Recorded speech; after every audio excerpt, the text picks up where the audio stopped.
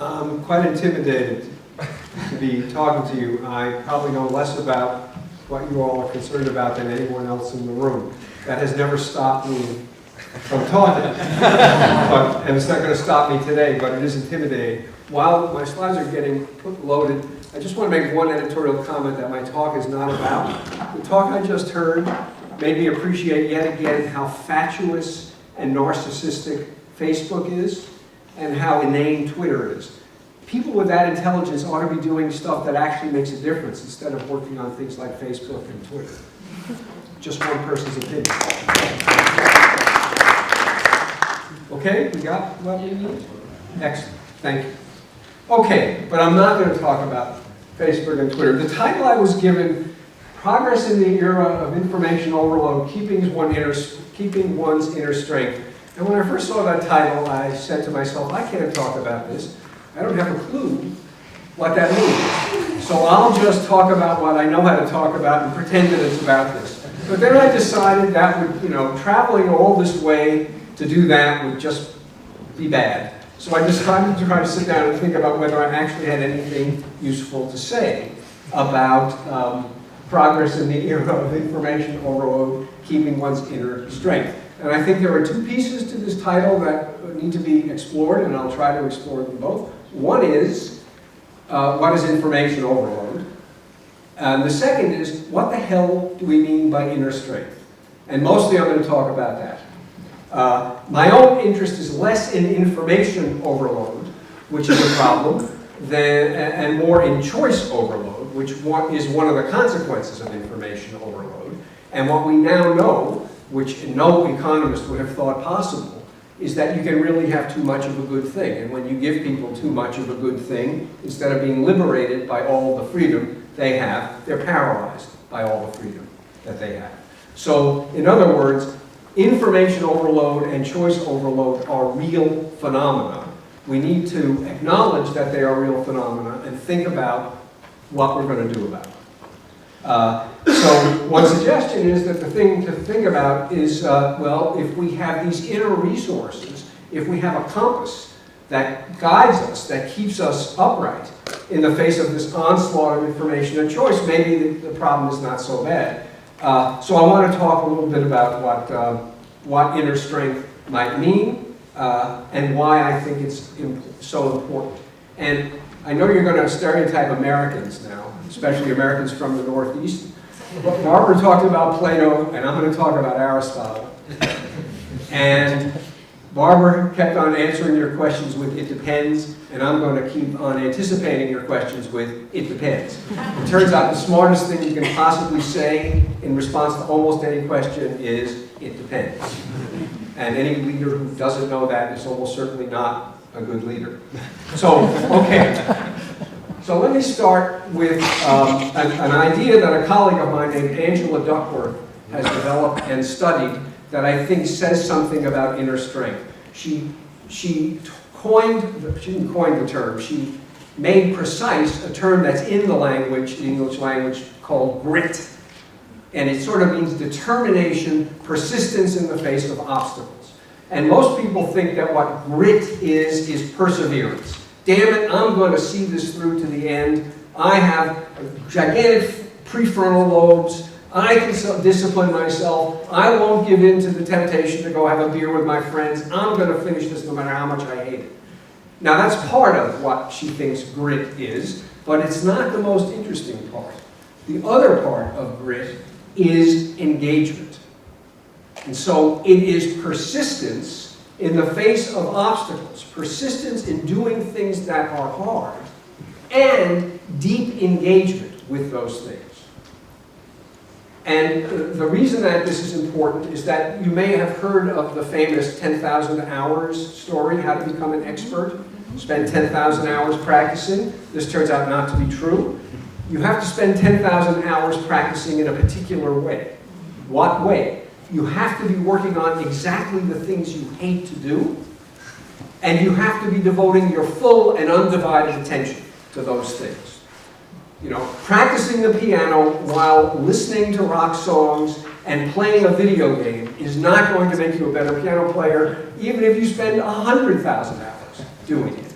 So engagement, this ability to focus, just shut out everything else that's going on in the world and focus on this one thing, and specifically focus on the things that you're worst at, so that you keep on failing. What fun is that? That plus persistence in and of itself is grit. Why is this important? Well, first, here's a scale that measures how gritty you are. New ideas and projects sometimes distract me from previous ones. If you agree with that, that's not good for grit. My interests change from year to year. That's not real good for grit. Setbacks don't discourage me. Well, you can figure it out. Some of these items are reverse scored. The higher your grit score is, the more gritty you are. Why does it matter? Here's why it matters. Grit predicts performance in a wide variety of situations better than any other predictor of performance that anyone has developed. It predicts academic performance better than IQ tests, predicts academic performance better than college entrance exams, it predicts performance in military academies better than all of the tools that the military academies use to decide who to admit and who not. If you know this about someone, hire that person. You don't need to know much else, except whether they like child pornography and stuff like that. So anyway, this is the scale. Angela has studied it. It is of profound importance. We don't know how to train it yet, though maybe we will. We do know that it's incredibly important. And I think this is the key to what we mean by inner strength. It's grittiness, it's persistence in the face of obstacles, persistence in the face of failures. And now the question is, persistence with respect to what? What is worth persisting in? Not everything is worth doing well. Some things are worth doing well. Some things are worth just beating yourself up over day after day after day because, and here's my Aristotle influence, the telos, the goal, the end of those activities is so worthwhile, so important, and so life-changing that it makes sense to devote as much effort and attention to those things as you possibly can. So, to me, what it means to keep your inner strength is to ask yourself this question every day. Why the hell am I doing what I'm doing today? Who benefits from my knocking myself out? Does it make sense for me to knock myself out? Does it make sense for the organization that I belong to and maybe even run to exist? The answer to those questions needs to be yes. If the answer to those questions is yes, it's probably not hard to stay engaged and to persevere. And if the answer to those questions is no, you shouldn't stay engaged and you shouldn't persevere. So this is a question that people rarely ask themselves once they get past college. College is the time when you ask yourself these questions. You discover you don't know how to answer them, and then you get yourself a job and start seeking the material benefits of a high salary. Once you're finished with college, people don't ask this question anymore until they get to be 50. And then they're sorry that they haven't been asking this question for the last 30 years. So I think Aristotle's idea was that every human activity of any consequence and complexity has a telos, has a purpose. The telos of medicine is to cure disease and comfort the sufferer. The telos of law is to serve clients and maybe, on a good day, serve justice. The telos of education is indeed to inform students and maybe inspire students to inform themselves. The telos of friendship is to maintain intimacy with other people and help them be better people, and maybe listen to them so they can help you be a better person as well. Every significant human activity has a telos. These teloses, teloi, I don't really speak Greek or German or even English. The teloi of these activities is not fixed in stone. Aristotle kind of thought it was. These ends evolve, they develop as practitioners in medicine, in law, and education get a better and better sense of what's possible within these disciplines.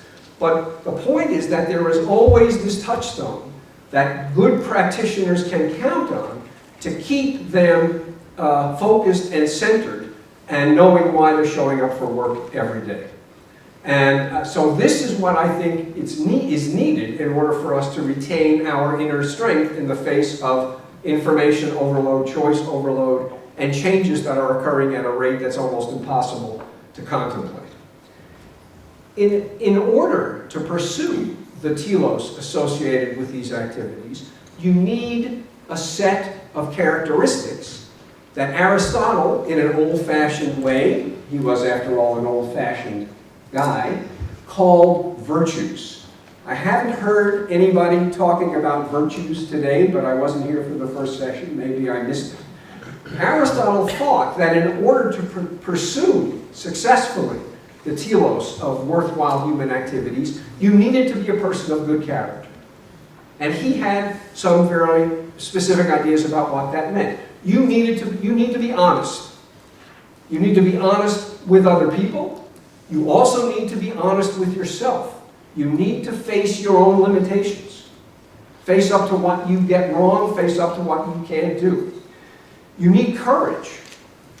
He was focused a lot on physical courage when he wrote about it. Nowadays, I'd say physical courage is, in most of our lives, less significant. What is not insignificant is that you need intellectual and moral courage. You need to be willing to tell people they're wrong, even when everyone else in the room thinks they're right, and suffer the consequences. You need to stand up for moral standards of whatever moral standards you believe in, even when the culture in which you reside has essentially repudiated those moral standards. You need to be willing to take your licks for standing up for what you believe in. You need empathy. There's been a lot of talk today about collaboration, the flattening of hierarchy. You can't have meaningful and successful collaboration unless people know what it's like to be the person they're collaborating with. You need to feel what the other person is feeling. You need to take the perspective of the other person. Good collaborations depend critically on this kind of understanding that collaborators have for one another. In the scientific literature, there are virtually no single-authored publications anymore. In professional academic science, everything is collaborative. Everything. And if you can't do that, and in the academic world, what we mostly value is individual achievements. How creative are you? How new is your idea? But in fact, in practice in modern science, it's never a you, singular. It's always a you collectively, and in some sciences, the collection can be 10, 15, 20 people. You need to be a good listener. I find with my students often in seminars, when someone else is talking, no one but me is listening. What everyone else in the room is doing is thinking about what clever thing they will say when it gets to be their turn to speak. So all they're doing is watching this other student's mouth move up and down, formulating this pearl of a sentence. And as soon as that mouth stops moving, out they come with their brilliant observation. Bad practice. You need to listen to what other people say, and this also takes courage, because if you really listen to other people, it is possible that they will change the way you think about and understand things that are near and dear to you. So anytime you really listen, you are putting your own view of the world at risk. And in order to be a successful pursuer of the telos of these worthwhile human practices, you need to be willing to put your view of what matters at risk. You need to care about what's just and what's fair. It's the way you treat co-workers and collaborators, and students, and clients, and patients. And above all, Aristotle said, you need to be wise. You need to have what he called practical wisdom. I wrote a whole book about this. And the reason you need to be wise is that sometimes these other virtues conflict. Student does a pretty crappy job on a paper. Should you be honest? Should you be kind? The answer to that question, after 45 years of doing this, I believe, is it depends. With some students, you want to be brutally honest. They're lazy and they need a good smack in the head. Other students, this is the best work they've done, mediocre though it may be, they need to be encouraged. And you got to figure out which student you're talking to.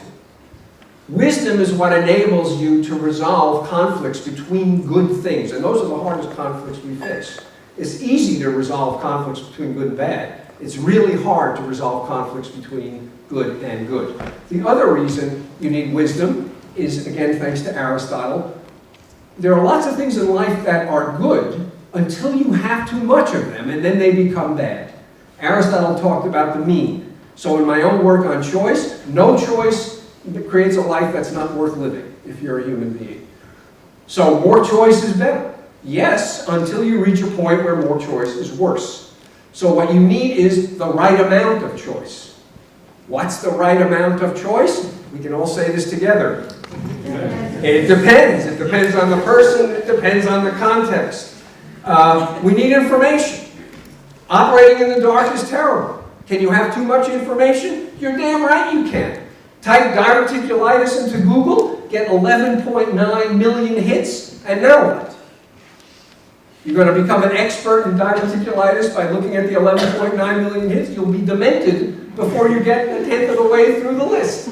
So you need more information than we used to have and less information than we currently have. You need the right amount of information. Hierarchy. Been a lot of talk today about hierarchy. I believe that too much hierarchy is stultifying and counterproductive. I also believe that no hierarchy is a non-starter. I watched this wonderful group, the 99% in the US, objecting to wage and income, wage and wealth inequality, decide there was going to be no hierarchy. It was going to be a completely democratic organization. Anybody who wanted to speak could speak at any time. And the result is that the organization lasted approximately 1 minute and 30 seconds. The problem did not go away. The organization went away. Any problem worth tackling is hard, and it will simply outlast you in the absence of an institutional structure that includes hierarchy. So how much hierarchy? The right amount of hierarchy. What's the right amount of hierarchy? It depends. Okay, now, Barbara said in her talk that she thinks you need rules and regulations to run government, certainly, and probably an organization as well. And I think that's correct. But the book I wrote on wisdom is all about how there can be too many rules. If you over-regulate, if you over-specify, if you over-control employees, you basically de-skill the jobs they do. You turn them into automata. And this can have one of two effects. It will either make them stupid, it will drive the intelligence out of them, or it will drive intelligent people out of your organization. We have seen this happen in the US in education. No intelligent person would be a teacher in a public school for more than 3 years. The conditions of work in public schools in the United States absolutely defeat the use of intelligence. So you either dumb down the teachers or the smart teachers become stock traders. The alternative to over-regulating with rules is to rely on incentives. And this is, of course, what the private sector has always thought is the magic bullet. You come up with the right incentives and you get exactly what you want. It seems like this truism, which is completely false, will remain a part of the lore of the private sector no matter how much evidence it gets that you can't get what you want with smart incentives. Smart incentives work for 5 minutes, and then even smarter people find ways to subvert the point of the incentives, collect the goodies without delivering the work that the goodies are supposed to depend on. No one has designed a bulletproof set of smart incentives. No one will design a bulletproof set of smart incentives, and worse even than that. If not incentives, then what? Well, if people aren't going to do the right thing for money, why else would they do the right thing? Well, what Aristotle might say is they would do the right thing because it's the right thing. Here's the problem. When you incentivize activities that people are inclined to do because they think it's the right thing to do, they stop doing it because it's the right thing. And now they will only do whatever it is they're getting paid to do. That is to say, an incentive scheme undermines people's moral commitments to doing the right thing. It's not only that it doesn't work, it's counterproductive. It kills our moral commitments to actually achieving the telos of practices. So Amy Resniewski, who is a management person at Yale, and I recently published a study that kind of illustrates the problem with this sort of material motivation, drive to maximize incentives. We studied 10 years worth of students who entered West Point Military Academy, the premier military training institution in the United States. It's very hard to get in. Your education is completely free, making it very attractive. You have a 5-year service commitment after you graduate, making it a little bit less attractive. Anyway, they measure the hell out of these kids when they take them in. They're 18 years old, and they ask them about 1 billion reasons about why you want to go to West Point. And some of the reasons are, I want to serve my country, I want to be a leader, I want to defend democracy, blah, blah, blah, blah, blah. Reasons that you might say are internal to the practice of military service. Other reasons are, I want to see the world, I want to learn a skill, I want to network so I can get a good job when I finish my military service. These, I think you would agree, are all reasons that are not internal to the practice of being. They're instrumental. So the question is, does the kind of reason people have for entering West Point when they're 17 tell you anything about what they're going to be like as students at West Point and what they're going to be like as soldiers? And the answer is yes, it does. If you enter West Point for instrumental reasons, you are a worse student, a worse soldier, and less likely to stay in the service after your 5-year obligation is done. If you enter West Point for internal reasons, you are a better student, a better soldier, and more likely to stay in the military after your 5-year required service is done. The most interesting case is what happens if you enter for both instrumental and internal reasons. Surely 2 reasons to do something better than 1, right? No. If you have both pure and instrumental reasons, you are a worse soldier than if all you have is the pure reasons. The instrumentalization of activity, the incentivization of activities undermines the power of reasons internal to the activities to generate persistence and high-quality performance.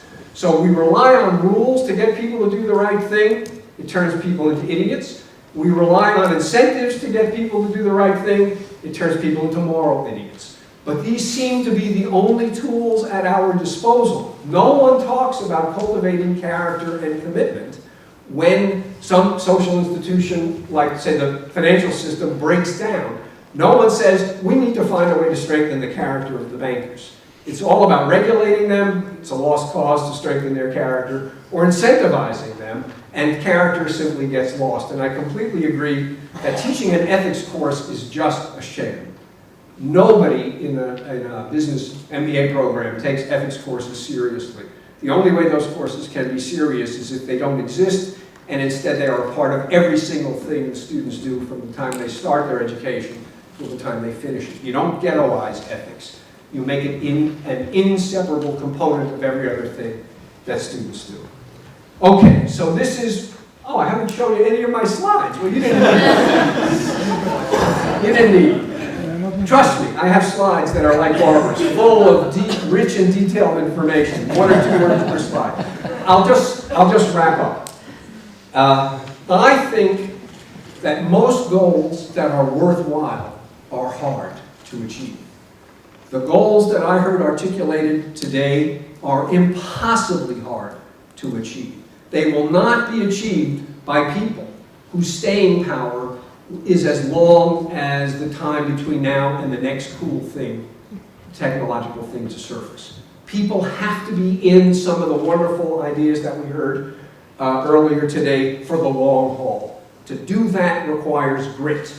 To do that requires that you retain your center of gravity and are not distracted by whatever new thing comes down the pipe. It is easy to be distracted by shiny new objects.